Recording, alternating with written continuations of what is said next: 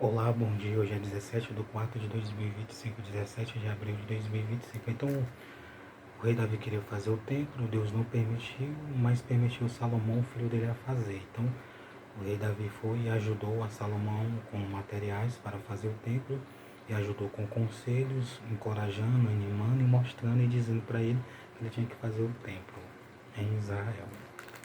E depois disso, o rei Davi constituiu ele como rei.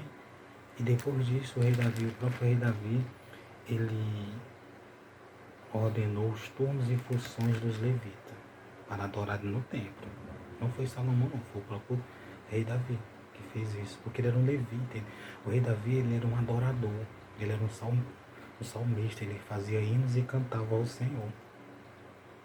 O rei Davi também, uma das funções do rei Davi, o rei Davi era levita também, ele louvava ao Senhor, ele exaltava. Ele pregava a palavra do Senhor. Ele tinha várias e várias funções. Então o rei Davi, ele fez a separação dos turnos para adorarem no templo. 1 Crônica 23, versículo 6. E Davi os repartiu por turno segundo o filho de Levi, Gerson, Coate e Merari. Você acredita que o rei Davi fez isso antes de morrer? Dos Gersonitas, Ladã e Semei, os filhos de Ladã, Jeiel, o chefe, Zetã e Joel, 3. Esses eram os que iam louvar.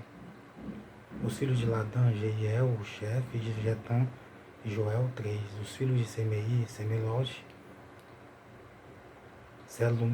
Selomit e Aziel e Arã, 3. Estes foram chefes dos pais de Ladã. E os filhos de Semei, Jaate, e Ziza, e Jeús e Beria, estes foram os filhos de Semei, 4. E Jaate era o chefe, e Ziza o segundo, mas Jeús e Berias não tiveram muitos filhos, pelo que foram contados em casa de seus pais por uma só família. Então o rei Davi fez isso. Separou os turnos para louvar o Senhor lá no templo. O rei Davi foi um cara que ajudou bastante, um rei que ajudou bastante a construir o templo, encorajou o filho dele, animou, deu instruções, levantou ele como rei, no sentido dele, ungiu ele rei antes dele morrer, separou os turnos para adorar o Senhor. Então ele ajudou bastante. O rei Davi fez muita coisa boa, isso antes de morrer. Então é um bom sinal que está no bom lugar. Então você que é jovem, adulto, você que já é de idade, você pode ajudar os outros, fazer o bem, fazer a vontade do Senhor, para não ser condenado. Amém?